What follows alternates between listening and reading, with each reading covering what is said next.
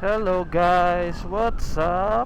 It's your boy Casual Riding TV again, back with another video. Kumusta, kumusta? I hope everyone is doing well, no? Medyo na-distract ako ng konti dun ah. So what's new guys? Dito na naman tayo sa mga random rides natin at mga random thoughts. Naghahanap na naman tayo ng kakwentuhan. So today, pababa lang ako to visit my kids and run some errands for my mom. Tapos, since recently sumasama-sama na ulit tayo sa mga basketball game ng tropa, kaya naisip ko na rin na tumingin din ng bagong shoes. Well anyway, story time tayo guys. Gusto ko i-share sa inyo yung last night conversation that I had from someone sa TikTok. Nag-PM siya sa akin. Ang intro niya, sabi niya parang, "Hello sir, nakita ko po naka-best pa kayo," ganyan ganyan.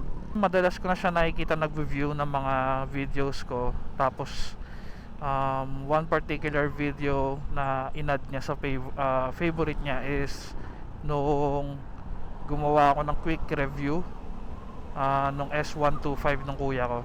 Sobrang tagal na nun na video na yun, siguro mga 2 years ago or almost 2 years ago. So nag-comment siya dun, I mean favorite niya yun na, tapos ayun nga, last night nag-chat siya sa akin and nagtatanong siya about sa mga Vespa motorcycles. Wait, stop muna natin kasi magtatanggal ako ng helmet dito. Ang pinaka main question niya is kung hindi ba daw or kung totoo ba daw na magastos si Vespa. Kasi sabi niya dream bike daw talaga niya si Vespa since nung high school pa. Hindi ko lang po ilang taon na to si ate. Pero yun nga, now na nag-work naman na daw siya and may ipon na, gusto niyang tuparin yung wish niya na makapag-ride o makabili ng sarili niyang Vespa. However, sabi daw ng mga friends niya, wag Vespa kasi mahal daw. Mahal daw yung maintenance, ganyan. Tapos yung mismo motor din masyadong mahal, overpriced daw, ganyan. Tapos nakakagulat pa doon, sabi is mahal daw ng pyesa ni Vespa at gagastos ka daw ng 20,000 sa pagpapagawa ng Vespa. Syempre I was like, ha? Bakit? Paano? Sabi ko sa kanya, anong nasira dun sa Vespa ng tropa mo? Kasi I was assuming na naka-Vespa yung tropa niya kasi yun yung feedback sa kanya eh. Tapos sabi niya, wala daw Vespa yung tropa niya. Really? Yun lang daw yung alam ng tropa niya at yun lang din daw yung mga nababasa ng tropa niya. So kulit no? Okay, stop na naman tayo.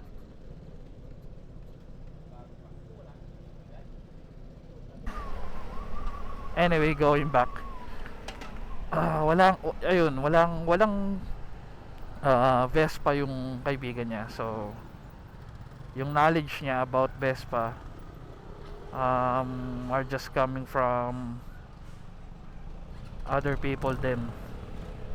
So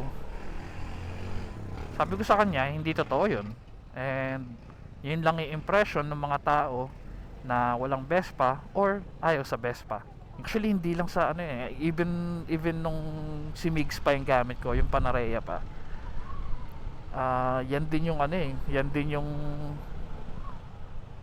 yung mga sinasabi sa Panarea, tapos yung mga na-basher ng Panarea is yung mga walang or hindi nagmamay-ari mismo ng mga ng Panarea. Very timely kasi dahil ano no, 'di ba halos kakagawa lang natin ng video about pros and cons, and na-explain natin doon yung kung ano sa tingin natin bakit hindi mo consider na con yung price ni Vespa tsaka yung maintenance niya. So sabi ko sa kanya panoorin niya yun. So syempre para may watch hour na din. But ayun nga, I hope na naliwanagan or nasatisfy ka naman talaga sa mga sagot ko last night. Wait, eto na, tigil na naman tayo. May pinapabili sa akin dito. A few moments later. Okay, so we're back. Ayan na, okay na. Nasaan na nga ulit tayo? Ano yung sinasabi ko kanina?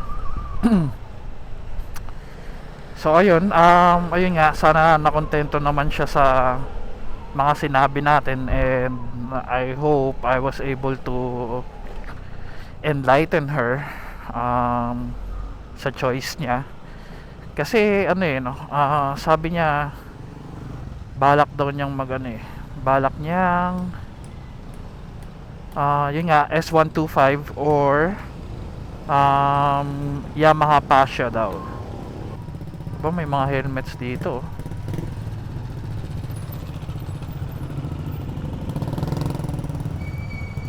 Daan nga tayo. Let's check out.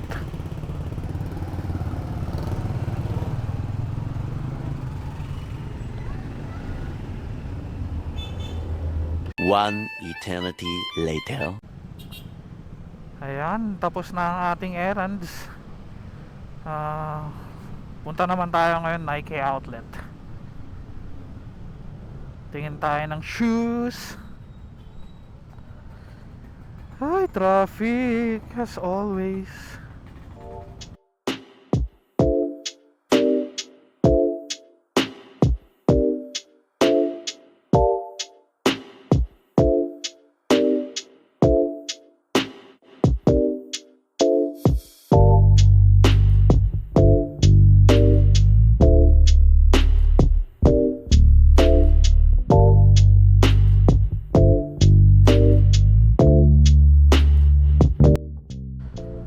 So nagpalit nga pala tayo ng microphone dito guys. Ang gamit natin is yung Boya LM-20. Ngayon lang kasi natin siya talaga ginamit ng todo dahil bala ko sana is ikikip ko lang siya, itatago ko lang.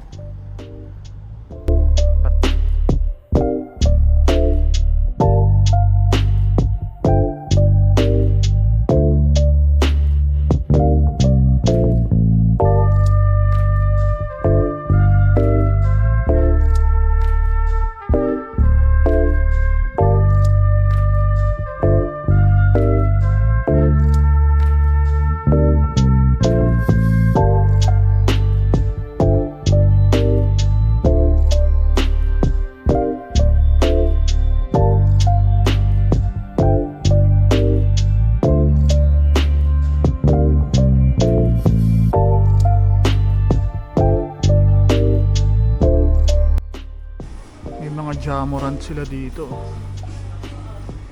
Oh, nice. Ganda ng kulay. So 6,195, way over our budget. Ito din, ang ganda rin ng kulay. Ang ganda pala ng Jamorant.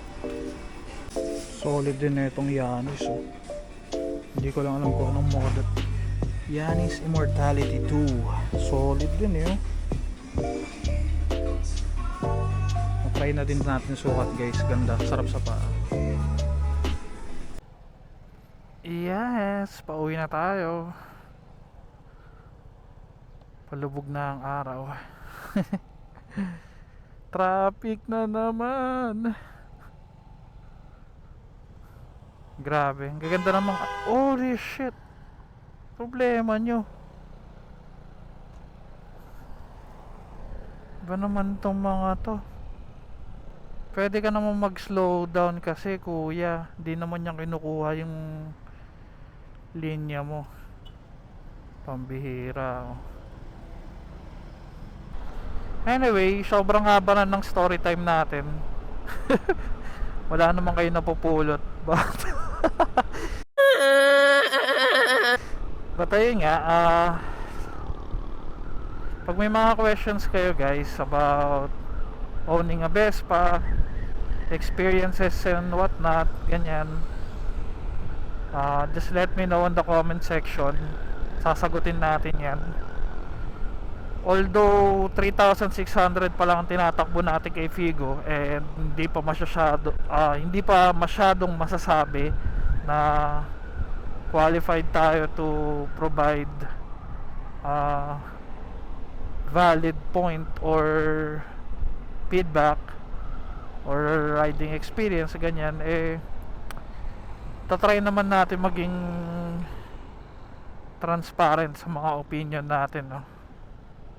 Yan, makakaasa kayo doon. Kung may mali, sasabihin natin. Kung may mga issues, ganyan. But for now, ayun, thankfully wala naman tayo nagiging issue. So I hope ganun siya hanggang sa tumagal. 3 years, 5 years, 8 years, ganyan. So gaya ng sinabi ko, oh my god, traffic din dito eh. Balik.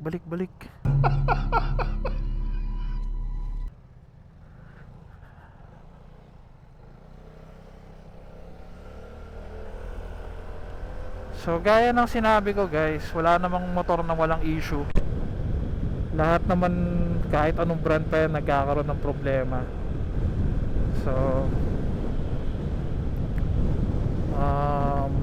bilhin nyo lang kung ano yung talagang gusto nyo, para walang pagsisisi talaga, no? Anyway, kung brand new naman ang binibili mong motor o binili mong motor, bakit ka mag-worry sa issues, di ba? Meron ka namang warranty. So yeah, let's end the vlog here, and thank you for watching. I'll see you on my next vlog. Ride safe and stay safe guys. Bye.